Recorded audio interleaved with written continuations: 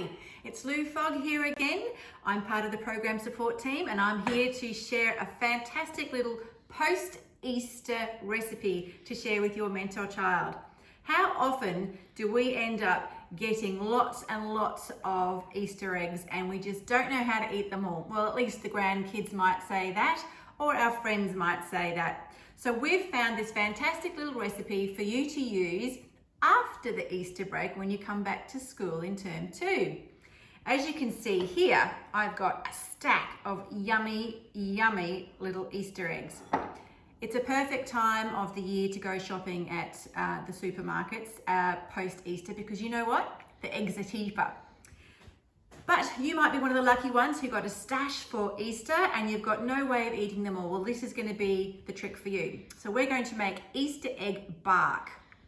I know that sounds not very exciting, but actually it's delicious. Now what you're going to need are a few packs of Easter eggs, so get a nice little variety. I've got some crunchies, some, the sugar-coated eggs. I've got some caramel ones, which taste a bit like caramel, and then I've got your bog standard ones, and we also squeezed in some caramello ones, which have that oozy, yummy caramel inside. You can even use some of the big Easter eggs if you want to. I won't this time, but you certainly can. The good thing about this recipe is there's really no right or wrong with most of it.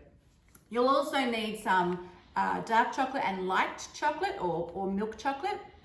I've got 200 grams of each here. We've got some baking paper. We've got a slice tray, which I've already put some baking paper on, a nice heavy rolling pin, a spatula, sharp knife, plastic bag, and a cutting board. So without further ado, what you need to do is peel off some of the Easter eggs, a bit like these ones I've done previously. Grab those and pop them into the bag. Now, because you don't want to hurt your bench, pop them onto your nice solid cutting board and get your very heavy rolling pin. Squish them out so they're nice and flat. And then all you have to do is crunch, make a bit of noise, crunch, more crunching. How much fun is this going to be with your mentor child? Who doesn't like to have a bit of a bash on an Easter egg? Here we go, one more, there we go. Now inside here, you'll see that we have some very broken eggs. Not really what you imagine Easter eggs to be, but when this all comes together, it's going to be fantastic. Look at that crumbly mash of Easter eggs. Doesn't that look delicious? I'm finding it really hard not to just sneak one into my mouth right now. Now we need to pop that away.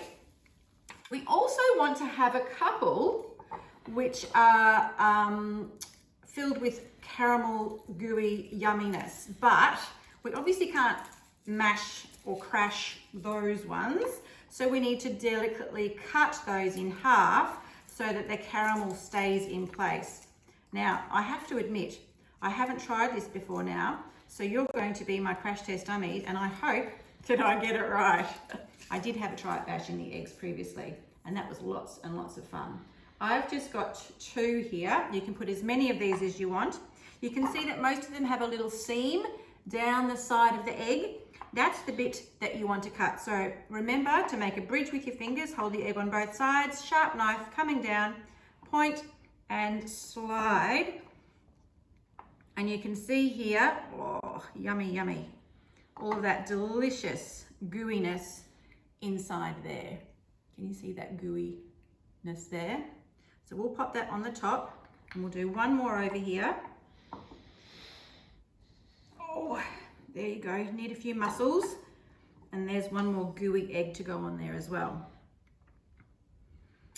Right, so our eggs are ready. The other part of this exercise is the other chocolate, because of course we haven't got enough chocolate yet. And what I've done here is I've broken up our 2 chocolate bars into white and milk chocolate. They then need to be melted. Now I'm going to use the Cheats method, which is popping it into the microwave and every 30 seconds taking it off and giving it a bit of a stir until it's a nice gooey kind of melted mess of chocolate. I'm going to do it for both of those and then I'm going to come back. So hang in there, I'll be back in a second. An hour later, and we have a rock solid piece of Easter egg bark. Now the trick is here not to eat it in one go, but to use your knife. You can use a small one like I had before or a bigger one.